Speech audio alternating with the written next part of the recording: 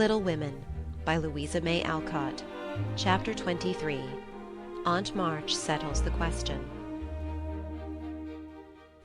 Like bees swarming after their queen, mother and daughters hovered about Mr. March the next day, neglecting everything to look at, wait upon, and listen to the new invalid, who was in a fair way to be killed by kindness. As he sat propped up in a big chair by Beth's sofa, with the other three close by, and Hannah popping in her head now and then to peek at the dear man, nothing seemed needed to complete their happiness. But something was needed, and the elder ones felt it, though none confessed the fact. Mr. and Mrs. March looked at one another with an anxious expression, as their eyes followed Meg. Jo had sudden fits of sobriety, and was seen to shake her fist at Mr. Brooke's umbrella, which had been left in the hall. Meg was absent-minded, shy, and silent, started when the bell rang, and coloured when John's name was mentioned. Amy said, "Everyone seemed waiting for something and couldn't settle down, which was queer since father was safe at home." And Beth innocently wondered why their neighbours didn't run over as usual. Laurie went by in the afternoon, and seeing Meg at the window, seemed suddenly possessed with a melodramatic fit, for he fell down on one knee in the snow, beat his breast, tore his hair, and clasped his hands imploringly, as if begging some boon. And when Meg told him to behave himself and go away, he wrung imaginary tears out of his handkerchief, and staggered round the corner as if in utter despair. "What does the goose mean?" said Meg, laughing and trying to look unconscious. "He's showing you how your John will go on by and by. Touching, isn't it?" answered Jo scornfully. "Don't say my John. It isn't proper or true."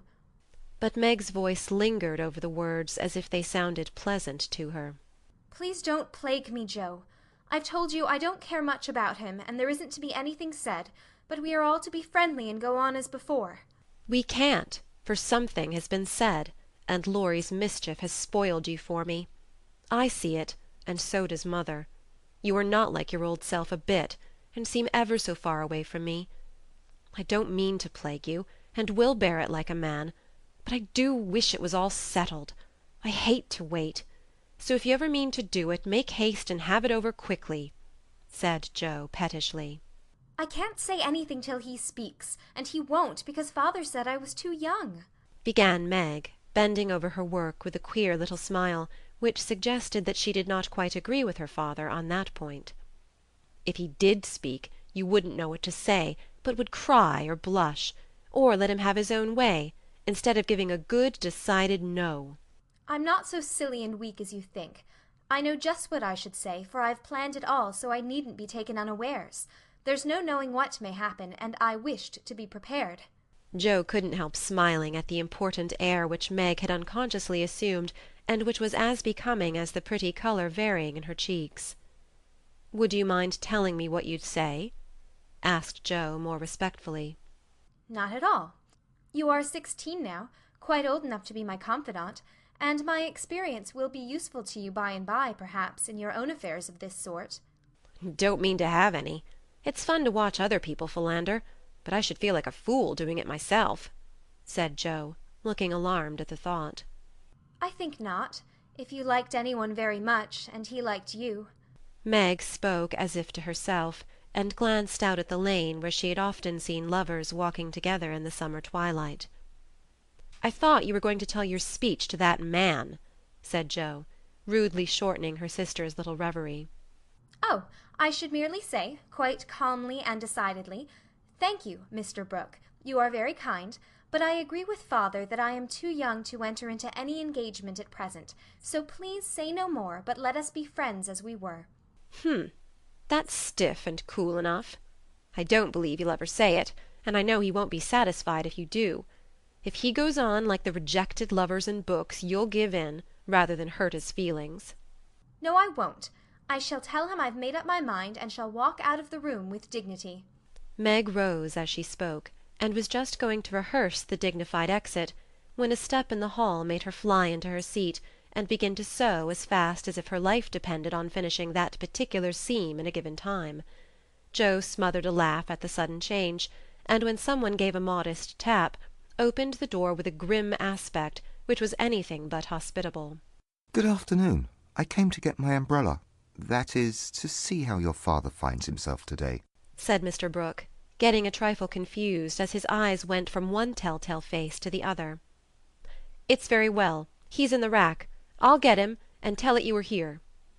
And having jumbled her father and the umbrella well together in her reply, Jo slipped out of the room to give Meg a chance to make her speech and air her dignity. But the instant she vanished, Meg began to sidle toward the door, murmuring, "Mother will like to see you. Pray sit down. I'll call her." "Don't go. Are you afraid of me, Margaret?"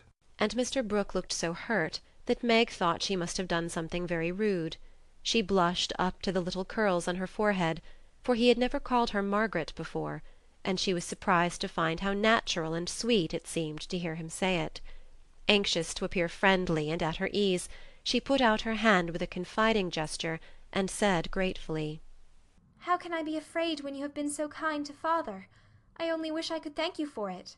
"Shall I tell you how?" asked Mr. Brooke, holding the small hand fast in both his own, and looking down at Meg with so much love in the brown eyes that her heart began to flutter, and she both longed to run away and to stop and listen. "Oh, no, please don't. I'd rather not," she said, trying to withdraw her hand, and looking frightened in spite of her denial. "I won't trouble you. I only want to know if you care for me a little, Meg. I love you so much, dear," added Mr. Brooke tenderly. This was the moment for the calm, proper speech, but Meg didn't make it. She forgot every word of it, hung her head, and answered, "I don't know," so softly that John had to stoop down to catch the foolish little reply. He seemed to think it was worth the trouble, for he smiled to himself as if quite satisfied, pressed the plump hand gratefully, and said in his most persuasive tone, "Will you try and find out? I want to know so much, for I can't go to work with any heart until I learn whether I am to have my reward in the end or not." I'm too young," faltered Meg, wondering why she was so fluttered, yet rather enjoying it. "I'll wait, and in the meantime you could be learning to like me. Would it be a very hard lesson, dear?" "Not if I chose to learn it, but—" "Please choose to learn, Meg. I love to teach, and this is easier than German," broke in John, getting possession of the other hand, so that she had no way of hiding her face as he bent to look into it.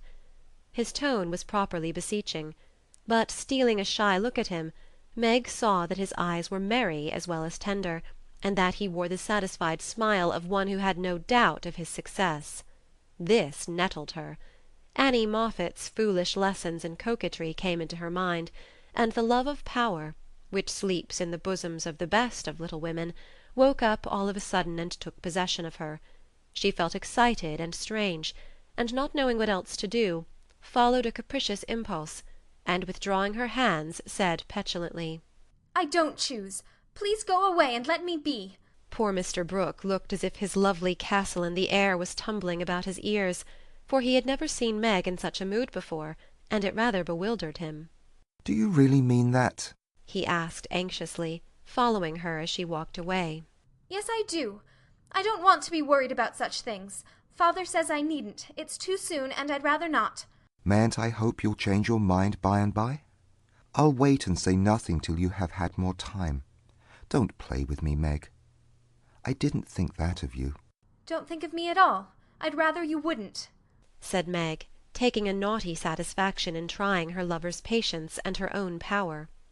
He was grave and pale now, and looked decidedly more like the novel heroes whom she admired, but he neither slapped his forehead nor tramped about the room as they did.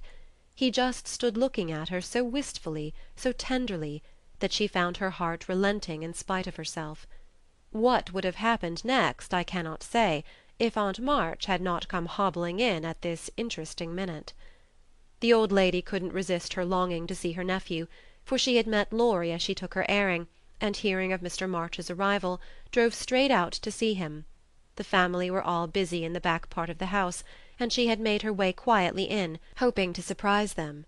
She did surprise two of them so much that Meg started as if she had seen a ghost, and Mr. Brooke vanished into the study. "Bless me, what's all this?"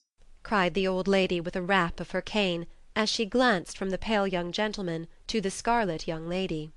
"It's father's friend. I'm so surprised to see you," stammered Meg, feeling that she was in for a lecture now. "That's evident," returned Aunt March, sitting down. "but what is father's friend saying to make you look like a peony? There's mischief going on, and I insist upon knowing what it is." With another rap. "We were only talking. Mr. Brooke came for his umbrella," began Meg, wishing that Mr. Brooke and the umbrella were safely out of the house. "Brooke? That boy's tutor? Ah, I understand now. I know all about it. Joe blundered into a wrong message in one of your father's letters, and I made her tell me. You haven't gone and accepted him, child?" cried Aunt March, looking scandalized. "Hush, he'll hear. Shan't I call mother?" said Meg, much troubled. "Not yet. I've something to say to you, and I must free my mind at once. Tell me, do you mean to marry this cook? If you do, not one penny of my money ever goes to you. Remember that, and be a sensible girl," said the old lady impressively. Now Aunt March possessed in perfection the art of rousing the spirit of opposition in the gentlest people, and enjoyed doing it. The best of us have a spice of perversity in us, especially when we are young and in love. If Aunt March had begged Meg to accept John Brooke, she would probably have declared she couldn't think of it, but as she was peremptorily ordered not to like him, she immediately made up her mind that she would. Inclination as well as perversity made the decision easy, and being already much excited, Meg opposed the old lady with unusual spirit. "I shall marry whom I please, Aunt March, and you can leave your money to any one you like," she said, nodding her head with a resolute air. "Highty-tighty, is that the way you take my advice, miss? You'll be sorry for it by and by, when you've tried love in a cottage and found it a failure." "It can't be a worse one than some people find in big houses," retorted Meg. Aunt March put on her glasses and took a look at the girl, for she did not know her in this new mood. Meg hardly knew herself, she felt so brave and independent, so glad to defend John and assert her right to love him if she liked. Aunt March saw that she had begun wrong, and after a little pause made a fresh start, saying as mildly as she could, "Now, Meg, my dear, be reasonable and take my advice. I mean it kindly, and don't want you to spoil your whole life by making a mistake at the beginning. You ought to marry well and help your family. It's your duty to make a rich match, and it ought to be impressed upon you." "Father and mother don't think so.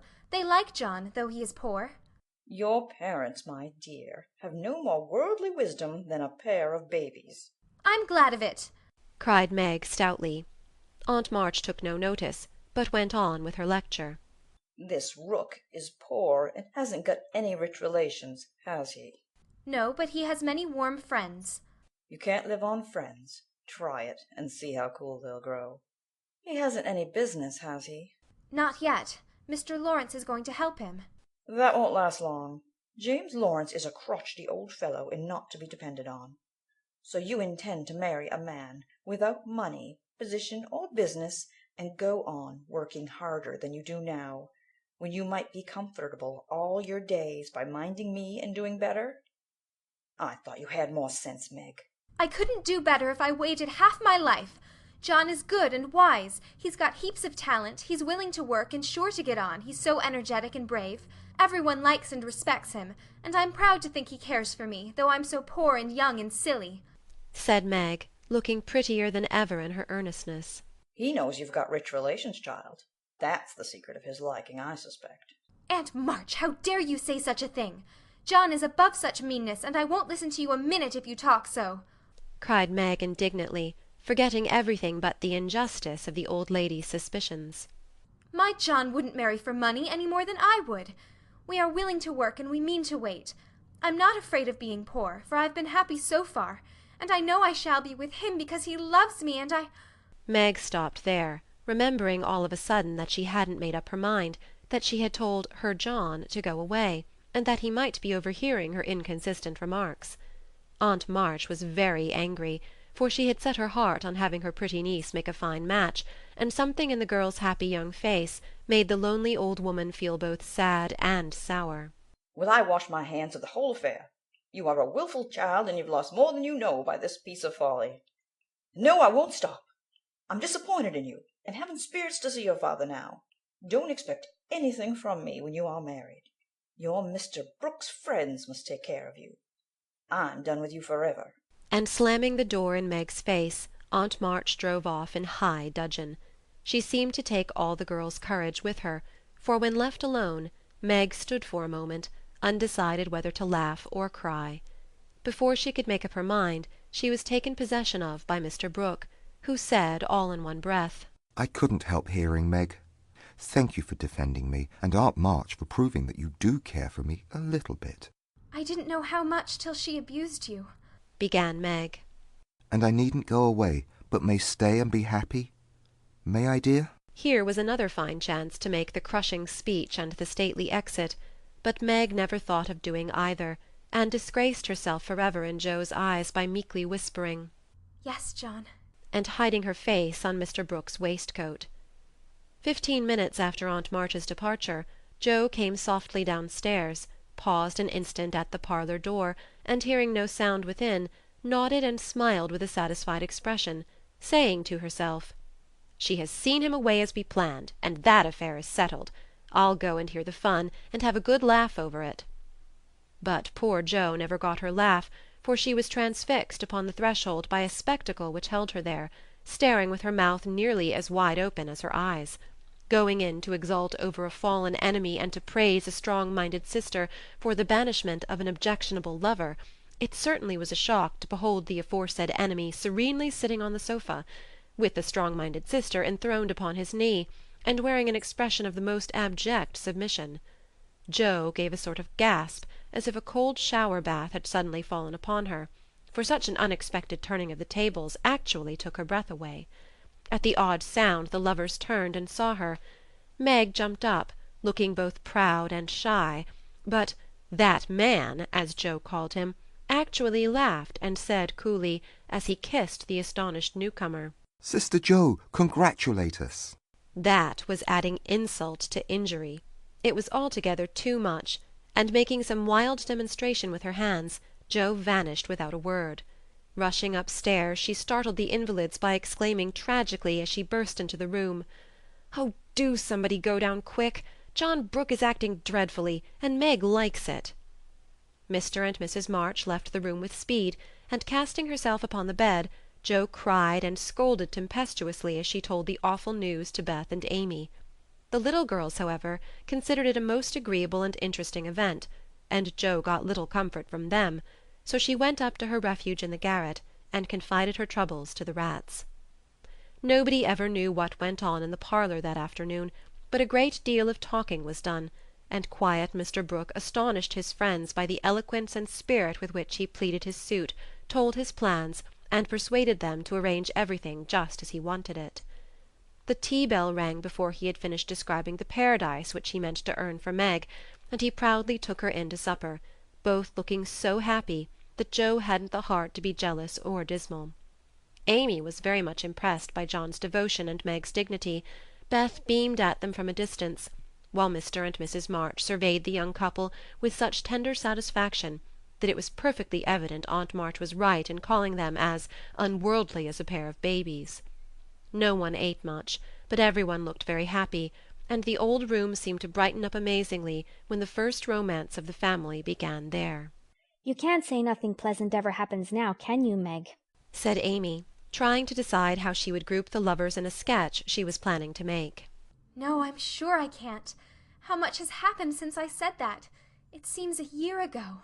Answered Meg, who was in a blissful dream lifted far above such common things as bread and butter.